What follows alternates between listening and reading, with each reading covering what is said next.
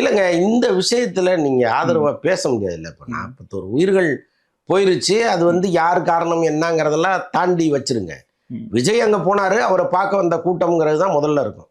அப்ப நீங்க அவருக்கு ஆதரவா பேசுறதுங்கிறது அந்த உயிர்களை கொச்சப்படுத்துற மாதிரி ஆகும். அப்ப என்ன பண்ணுவாங்கன்னா, இந்த நேரத்தில் நம்ம அவருக்கு பக்கத்தில் நிற்க முடியாது. இதுவே நாளைக்கு விஜய் வீட்டுல பூந்து நாங்க அரெஸ்ட் பண்றோம்னு எதையாவது பிடிச்சி இழுத்து கவுத்துன்னா அப்ப யாராவது பேசுவாங்க.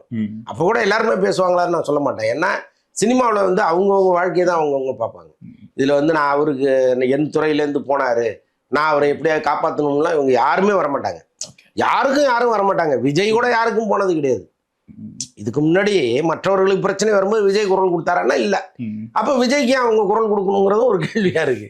ஸோ அதனால விஜயோ, அஜித்தோ, ரஜினியோ, கமலோ யாரும் யாருக்கும் உதவியா வரவே மாட்டாங்க. அதிகபட்சம் அவங்க என்ன பண்ணுவாங்கன்னா, ஆஃப் த ரெக்கார்ட்ல ஒரு ஃபோன் பண்ணி என்ன சார் பிரச்சனைன்னு கேள்விப்பட்டோம், ஒன்றும் அப்படி ஏதாவது கேட்டு நகர்ந்துருவாங்க. ஒரே ஒரு நேரத்துல மட்டும்தான் திரையுலகம் கமல் பக்கம் நின்னுச்சு. அவர் நான் வந்து இந்தியா விட்டே போறேன் அப்படின்னு சொல்லும் பொழுது எல்லாருமே ஐயோ இப்படி ஒரு மகா கலைஞனுக்கு இப்படி ஒரு அவமானம் நடந்துருச்சே. அன்னைக்கும் வந்து ஜெயலலிதா அம்மா சிஎம்மா இருக்காங்க, அவங்கள கண்டு பயந்த திரையுலகம் கமல் பக்கத்துல போய் நின்றுச்சு. என்ன ஆனாலும் பரவாயில்லன்னு. அது முதல் நாளா சிம்பு போய் நின்னாரு. அப்புறம் அடுத்தடுத்து ஒவ்வொருத்தரா வந்தாங்க. அப்புறம் எல்லாருமே கமல் பக்கத்துல நிக்கணும்னு நினைச்சாங்க. அந்த ஒரு சம்பவத்துல தான்.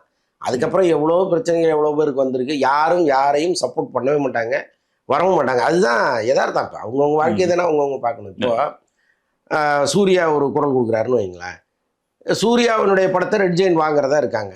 எப்படி வாங்குவாங்க? இல்லையா? அப்போ தன்னுடைய கரியரை பாதிக்கிற அளவுக்கு ஒரு சூழல் வரும் பொழுது யாரும் பேச மாட்டாங்க. அதுதான் நடக்குது.